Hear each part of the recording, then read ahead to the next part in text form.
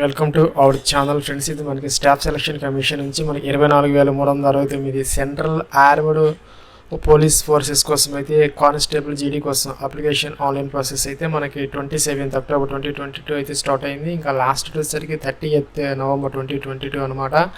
ఇంకా దానికి సంబంధించినటువంటి ఇదైతే మన అఫీషియల్ నోటిఫికేషన్ ఇష్యూ అయింది. కానిస్టేబుల్ జీడీ in central armed police forces caps SSF and GD in Assam Rifles and Sipahi in Narcotics Control Bureau of Examination 2022కి సంబంధించి ఇదైతే అఫీషియల్ నోటిఫికేషన్. మనకి దీనికి సంబంధించి computer based examination will be conducted during the month of January 2023 అనమాట. ఇంకా వేకెన్సీస్కి సంబంధించి మనకి ఇక్కడ ఆర్మ్డ్ ఫోర్సెస్ ఏవైతే ఉన్నాయో BSFలో అయితే మనకి మేల్ ఫీమేల్ సెపరేట్గా అయితే కేటగిరీ వైజ్ అయితే ఇక్కడ వేకెన్సీస్ అయితే ఇవ్వడం జరిగింది. ఇక్కడ గ్రాండ్ టోటల్ వచ్చేసరికి BSFకి సంబంధించి 10,497 ఉన్నాయి. ఇంకా CISFకి సంబంధించి 100 ఉన్నాయి. ఇంకా CRPFకి సంబంధించి 8,900 ఉన్నాయి. ఇంకా SSPకి సంబంధించి 1,284 ఉన్నాయి. ఇంకా ITPBకి సంబంధించి 1,600 అయితే ఉన్నాయి. ఇంకా ARకి సంబంధించి 1,600 ఉన్నాయి. ఇంకా SSFకి సంబంధించి 100 ఉన్నాయి. ఇవి కాకుండా మనకి NCBకి సంబంధించి 164 అయితే ఉన్నాయి. ఇంకా శాలరీ వచ్చేసరికి పే స్కేలు ఈ పైన ఇచ్చినటువంటి ఈ ఆర్మర్డ్ ఫోర్సెస్కి సంబంధించి లెవెల్ 1 అంటే మనకి 80,000 బేసిక్తో 56,900 రూపీస్తో మనకి పే మ్యాట్రిక్స్ అయితే అప్లికేబుల్ అవుతుంది. కింద ఇచ్చినటువంటి NCB వేకెన్సీస్కి సంబంధించి 21,700 రూపీస్ బేసిక్తో 69,100 రూపీస్ అయితే మనకి పే మ్యాట్రిక్స్ అయితే అప్లికేబుల్ అవుతుంది. ఫ్రెండ్స్, ఇక్కడైతే మనం అప్లికేషన్ ఆన్లైన్ ప్రాసెస్లో మనం ఈ ఎక్కువ ఉన్న వేకెన్సీస్కి ఫస్ట్ మనం అయితే ప్రిఫరెన్స్ ఇచ్చుకునే అవకాశం అయితే ఉంటుంది. మనం దేనికి మనం ఎక్కువ ఇంపార్టెన్స్ ఇస్తే దానికి ఎక్కువ ప్రిఫరెన్స్ ఇచ్చుకుంటే దానికి మనకి మెరిట్లో అయితే చూడడం జరుగుతుంది. ఇంకా నెక్స్ట్ వచ్చేసరికి మనకి age limit as on 1st January అయితే ఇచ్చారు 2023కి. యాజ్ ఆన్ 1st January 2023కి మనకి 18 to 23 అంటే 18 నుంచి 23 సంవత్సరాలు అయితే ఉండాలి. ఇక్కడ డేట్స్ అయితే ఇచ్చారు 2 డేట్స్. ఆ డేట్స్ మధ్య ఎవరైతే బాగున్నాయో వాళ్ళైతే ఎలిజిబుల్ అనమాట.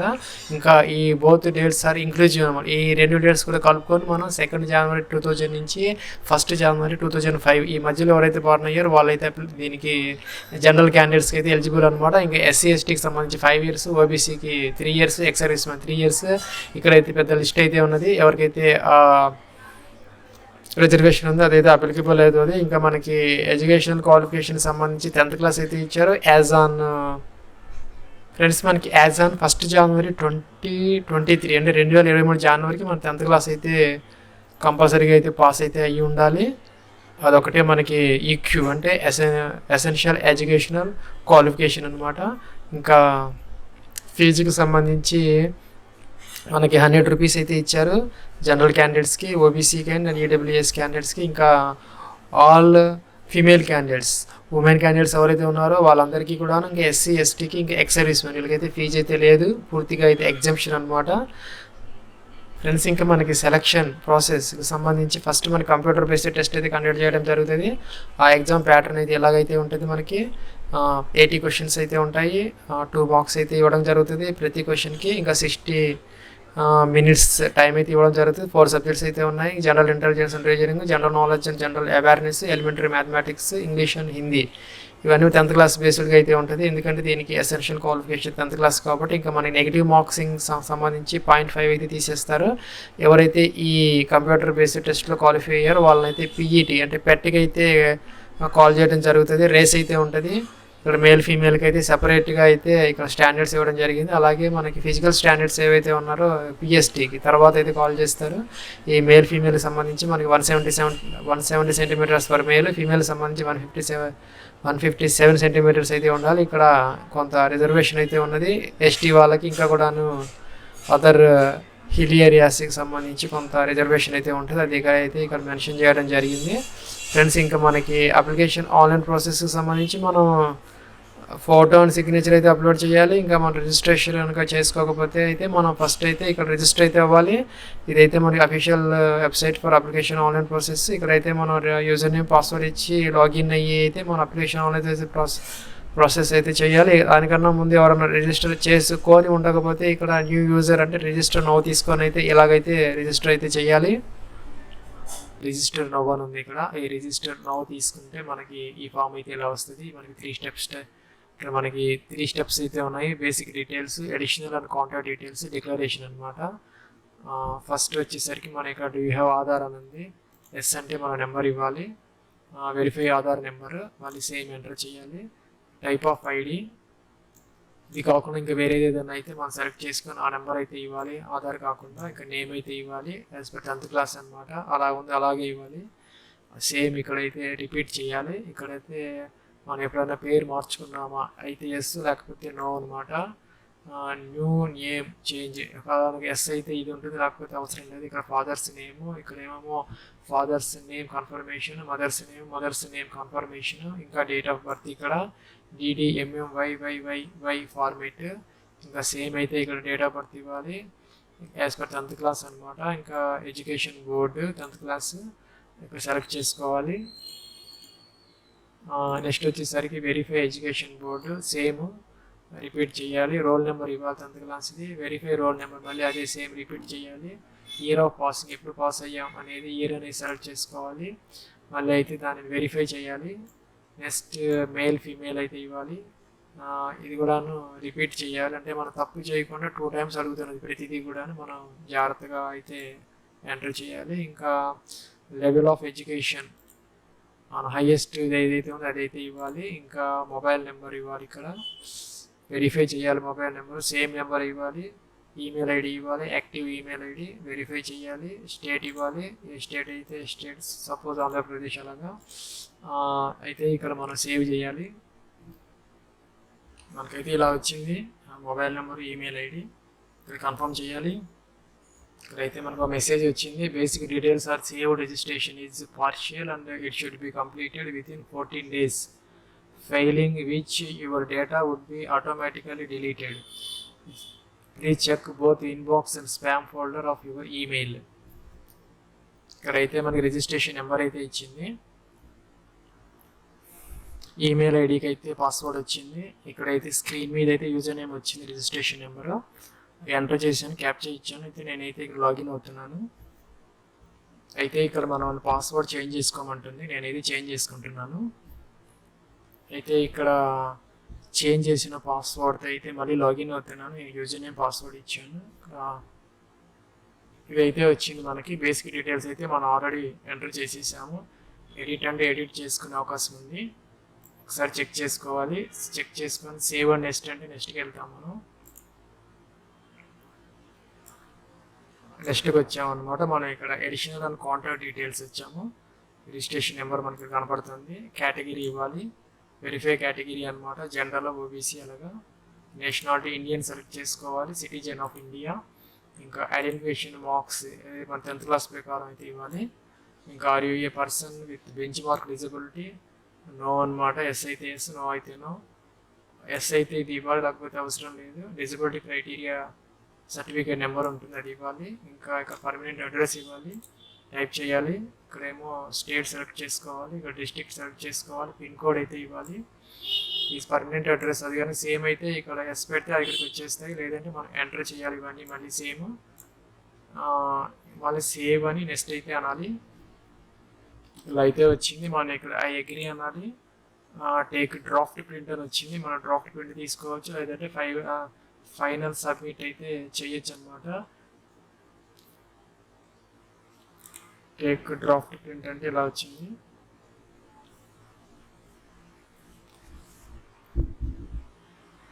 ఇలా వచ్చింది, ప్రింట్ తీసుకోవచ్చు, మన పీడిఎఫ్లో ఉన్నది. ఇక్కడ మనకి ఫైనల్ సబ్మిట్ అంటే ఇది అనమాట. ఇక్కడ మనం ఫైనల్ సబ్మిట్ చేసినప్పుడు మనకి ఈమెయిల్కి ఓటీపీ అయితే వచ్చింది, మనం ఓటీపీ అయితే ఎంటర్ చేయాలి, క్యాప్చర్ ఇచ్చి సబ్మిట్ చేయాలన్నమాట. అదైతే అయిపోయింది ప్రాసెస్. ఇంకా మనం ఇక్కడ లేటెస్ట్ నోటిఫికేషన్స్లోకి వెళ్ళిపోయి ఫ్రెండ్స్, ఇక్కడైతే మనకి లేటెస్ట్ నోటిఫికేషన్స్ తీసుకుంటే మనకి ఇక్కడ కానిస్టేబుల్ జీడీ in central armed police forces అయితే ఉంటుంది. ఇంకా సిఏపిఈపిఎఫ్ ఇక్కడైతే మనం అప్లై అనేది తీసుకోవాలి. దీని మీద క్లిక్ చేయాలి. ఇలా క్లిక్ చేస్తే మనకి అప్లికేషన్ ఫామ్ అయితే వస్తుంది. మనం ఇచ్చినటువంటి ఇన్ఫర్మేషన్ ఆటోమేటిక్గా అయితే వస్తుంది. కిందకి వచ్చేయాలి. మనం 14.1 అంటే యూఆర్ ఎక్స్ సర్వీస్ మ్యాన్ అయితే ఎస్ పెట్టాలి. ఎస్ అయితే కనుక జాయినింగ్ సర్వీస్, ఇంకా ఒక డిశ్చార్జి ఇవన్నీ అయితే ఇవ్వాలి. ఇంకా కూడా లెంత్ ఆఫ్ సర్వీస్ నో పెడితే కనుక అవసరం లేదు, ఇంకా కిందకి వచ్చేస్తే have you already joined civil post by availing benefit of reservation for ex service man. ఇదైతే మనం ఎస్ పెడితేనే ఇది యాక్టివేట్ అవుతుంది, అదర్వైజ్ అవ్వదన్నమాట. ఇంకా వెదర్ సీకింగ్ ఏజ్ రిలాక్సేషన్ అయితే అడుగుతున్నది. మనకి ఏజ్ రిలాక్సేషన్ కనుక ఓకే ఎస్ తీసుకుంటే కనుక ఇక్కడ children and dependent of victims killed in 1984 riots or 2002 in Gujarat. ఇదైతే మనకి అప్లికబుల్ అయితే కనుక ఎస్ పెట్టుకోవాలి, అదర్వైజ్ అయితే నో పెట్టాలి. ఇంకా ఇక్కడ are you a national cadet corps NCC certificate holder అయితే ఎస్ పెట్టాలి. ఎస్ పెడితే కనుక అది టైప్ ఆఫ్ సర్టిఫికేట్ అయితే ఇక్కడ మెన్షన్ చేయాలి, నో పెడితే అయితే అవసరం లేదు. ఇంకా ఇక్కడ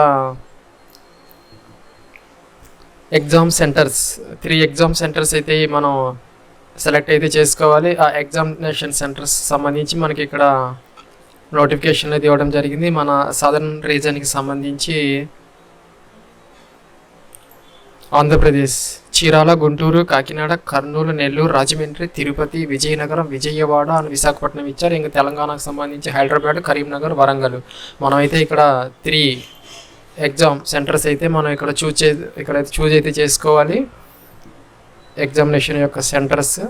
ఇక నెక్స్ట్ ఇక్కడ centre and UT of domicile, మనం పర్మనెంట్ రెసిడెంట్ ఏ స్టేట్ అయితే ఆ స్టేట్ అయితే ఇక్కడ సెలెక్ట్ చేసుకోవాలి. ఇంకా డిస్ట్రిక్ట్ సేమ్ స్టేట్ అయితే ఇక్కడ కన్ఫర్మ్ అయితే చేయాలి సెకండ్ టైము.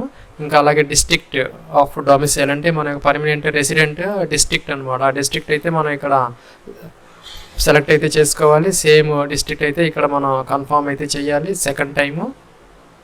ఇంకా కిందకు వచ్చేస్తే have you migrated from the state, మనం ఎప్పుడైనా ఒక స్టేట్ నుంచి ఇంకో స్టేట్కి మైగ్రేట్ అయ్యామని అడుగుతున్నారు. ఎస్ పెడితే కనుక మనం ఈ కింద ఇంకొక పాయింట్ అయితే ఇచ్చారు, whether you would like to avail the benefit of reservation from the state of origin, మనం ఏ స్టేట్ నుంచి అయితే మనం మైగ్రేట్ అయ్యామో ఆ ఆరిజిన్ స్టేట్ యొక్క రిజర్వేషన్ మనకు అవసరం అని అడుగుతున్నారు. అది కనుక మనం నో పెడితే కనుక మనం వాళ్ళని ఆ స్టేట్లో అయితే యూఆర్ ఈడబ్ల్యూఎస్కి అయితే కన్సిడర్ చేయడం జరుగుతుంది. అలాగే ఎవరైనా మైగ్రేట్ అయ్యి ఉంటే కనుక ఇది ఎస్ పెట్టుకోవాలి, ఇంకా ఇదైతే ఎస్ పెట్టాలి. ఇంకా కూడా మనం ఏ స్టేట్ నుంచి ఏ డిస్ట్రిక్ట్ నుంచి మన యొక్క ఆరిజిన్ అదైతే ఇక్కడ మెన్షన్ చేయాలి. ఒక స్టేట్ ఆఫ్ ఆరిజిన్ అనమాట, మనం ఏ స్టేట్ నుంచి మైగ్రేట్ అయ్యామో ఆ ఆరిజిన్ ఇవ్వాలి, అది ఒక డిస్ట్రిక్ట్ అయితే ఇవ్వాలి. అది కనుక నో పెడితే అయితే అవసరం లేదు. ఇంకా candidates belongs to militancy or Naxal affected district అయితే ఎస్ పెట్టాలి, అదర్వైజ్ అయితే నో పెట్టాలి. ఇంకా candidate belongs to border district అయితే కనుక ఎస్ పెట్టాలి, అదర్వైజ్ అయితే నో పెట్టాలి.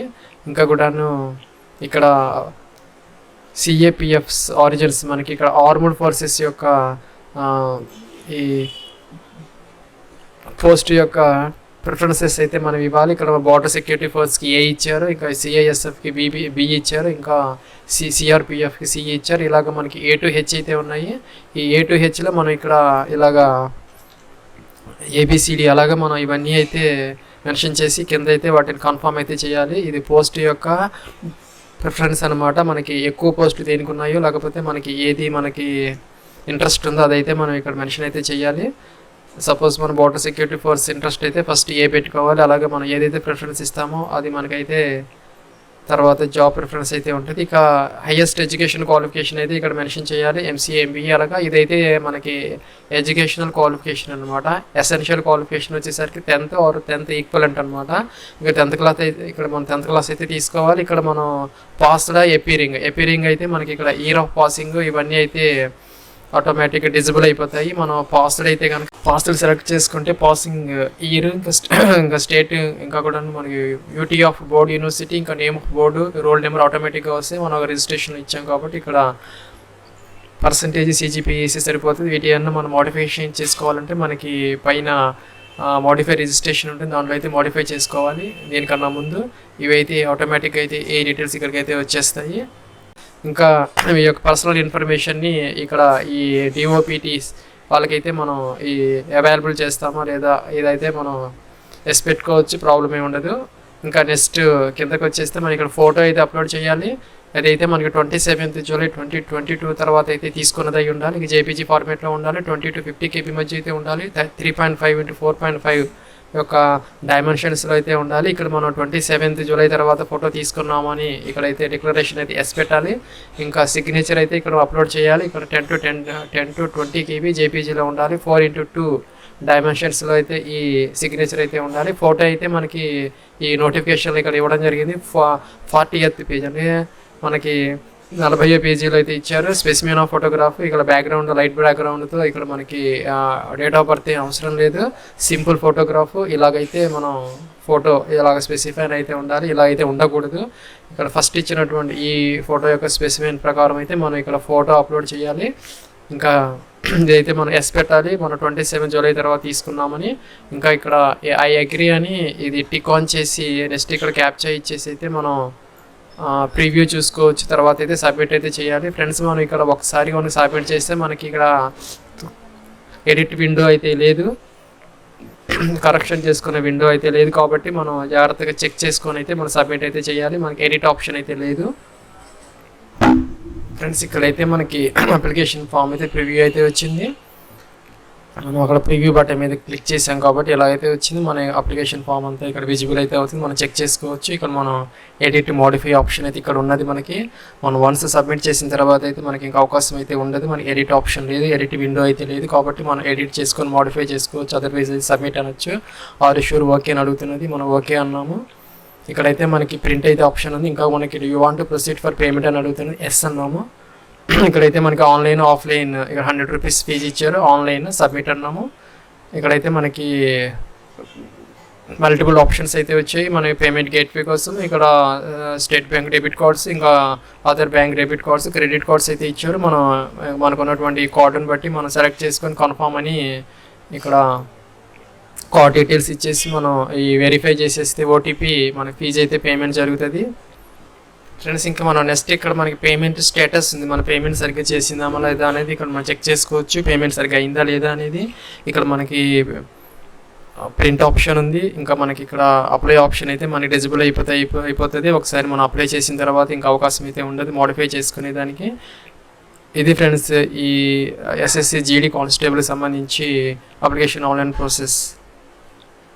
నెక్స్ట్ మనకి ఇక్కడ అప్లికేషన్ స్టేటస్లోకి వచ్చేస్తే మనకి ఇక్కడ కంప్లీట్ అప్లికేషన్ నేనైతే ఇక్కడ ఫీజ్ పే చేయలేదు కాబట్టి ఇన్కంప్లీట్ వచ్చింది. ఇక్కడ అప్లికేషన్ స్టేటస్ కూడా ఇన్కంప్లీట్ వచ్చింది. మీకు కంప్లీట్ చేస్తారు కాబట్టి ఇక్కడ కంప్లీట్ కంటెంట్ నాట్ వెరిఫైడ్ అని వస్తుంది ఇక్కడ అప్లికేషన్ స్టేటస్లో. తర్వాత మీకు హాల్ టికెట్ అడ్మిట్ కార్డ్ కోసం అయితే అలాగా చూపించడం జరుగుతుంది. తర్వాత మనం దానిని స్టేటస్ అయితే అడ్మిట్ కార్డ్ అలాగా అయితే స్టేటస్ చూపిస్తూ ఉంటుంది. ప్రస్తుతానికి అయితే మనకి కంప్లీట్ కంటెంట్ నాట్ వెరిఫైడ్ అని వస్తుంది.